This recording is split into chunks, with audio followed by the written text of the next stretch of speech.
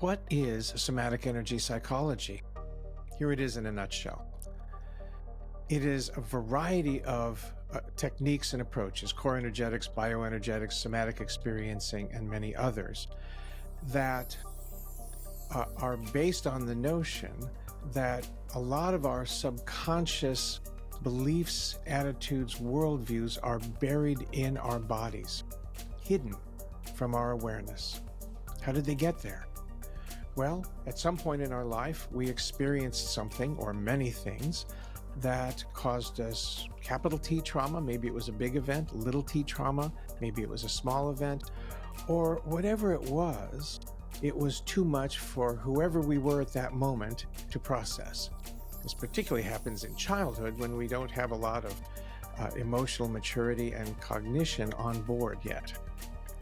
So we stuff it away for later processing. So how does a somatic energy psychologist like myself work to get at these issues, these energies? It's good to think of it as stored energy. Well, of course there's conversation. I need to know the backstory. Like, what happened? What's your childhood like? What's your life these days like? And a whole bunch of other questions. And then through breath and maybe movement, we see if we can locate those energies. And how does it do that? Well, we might feel a vibration, or we might feel a holding or a tightness in our muscles at a certain location. And then that might guide us to moving in any of limitless number of ways, really, to move that energy by moving the body and by breathing. Breath also helps to move the energy, certain kinds of breath. Why would we even want to do this? Well, because these stored energies tend to trigger automatic behavior that you're not even aware that you're doing. How does this happen? Well, an event happens years after the event that we're talking about that caused the energy to be stored in the first place.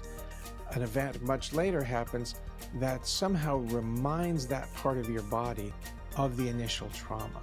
And so we react even though it's not the initial trauma, it's not the initial event. We react as though it is. And that could lead to all sorts of maladaptive behaviors. We don't want to do that. We can snap at people. We can snarl at strangers for no apparent reason. We can have a fight with a beloved, or a whole host of things. It's not just about fights either. We might have a story inside of ourselves that got created by this, and which might prevent us from doing something we really want to do. So that's somatic energy psychology in a nutshell. Hope this helps.